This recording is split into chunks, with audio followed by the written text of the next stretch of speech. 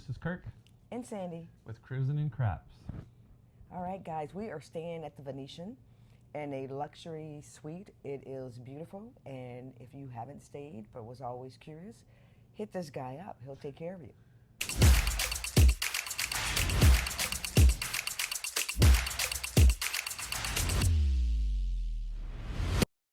So let's tell them about last night. Yeah, last night our flight was delayed and we got in, what, about 7:30? Yeah, And what time were we at the craps table, Sandy? by 8:15. Yep, true degenerates. Yep, for sure. Barely had time to check in our room, put our luggage.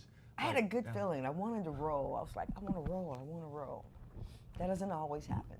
So, how did it start? I went out 220 on the inside. No, 220 across, heavy on the 6 and 8.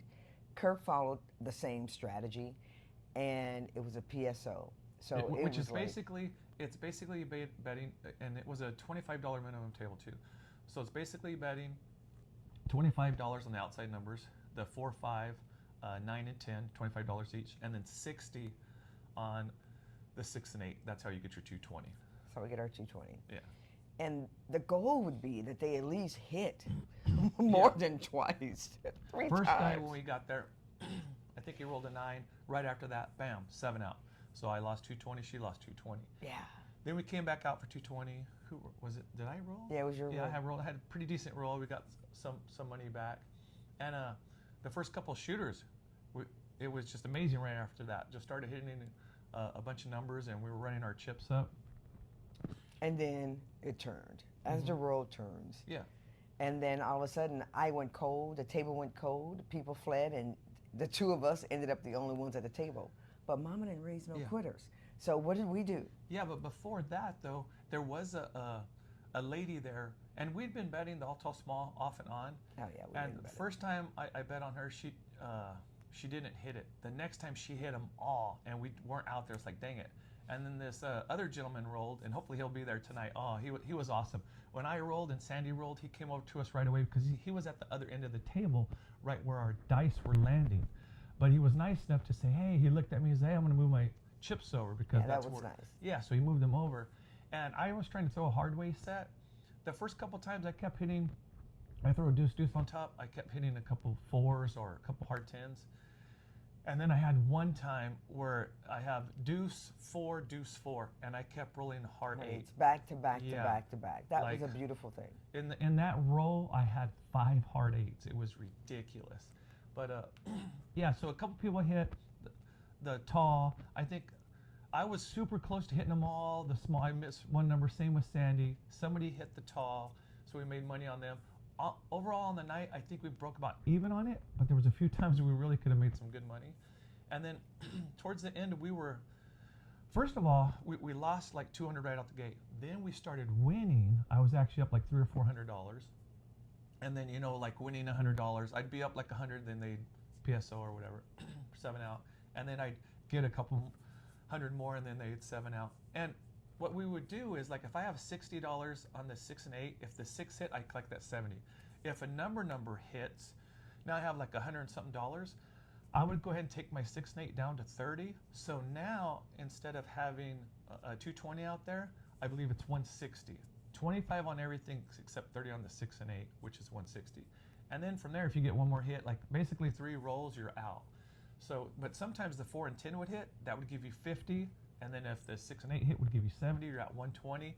You're just a few dollars short of it being out of the hand. So I used to come across for like 300. So no matter what's hitting, I'm hitting 100 or 70, and I'm coming down to 110 on the inside after 2 hits. But Sandy had her first couple of rolls. What was the first roll that you did? My first roll was a strong roll.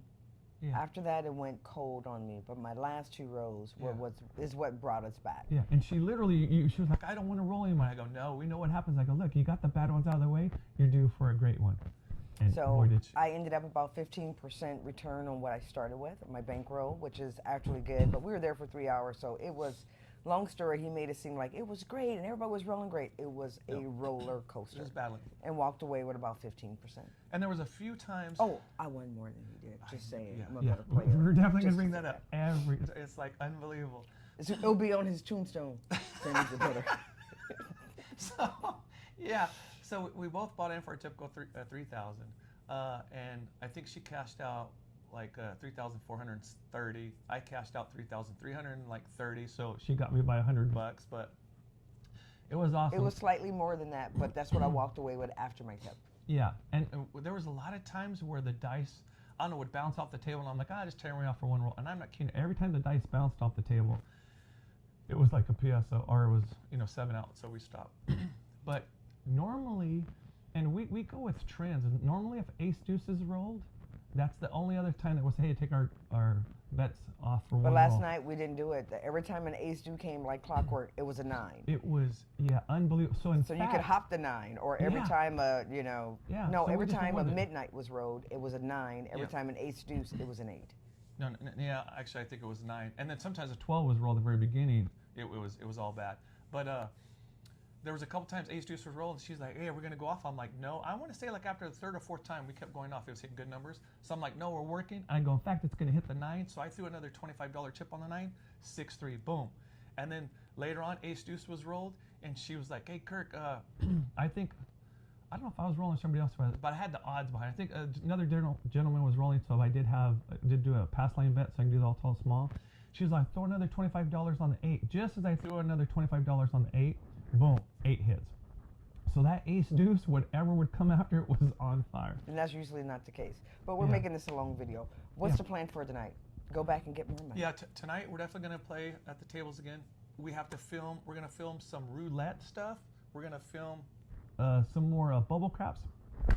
And then we're meeting up with our friends, Hunter Killer 13, and going to do another challenge video, have a little bit of fun. And then Sandy and I are going to do our third challenge video. We haven't posted 2 yet, but I'm not going to give it away, but you know who. It's all good as long as it stays in the race family. But anyways, Kirk and Sandy out. Thanks. Please like and subscribe our stuff and follow us and join us on our journey. All right. See you guys later. Bye.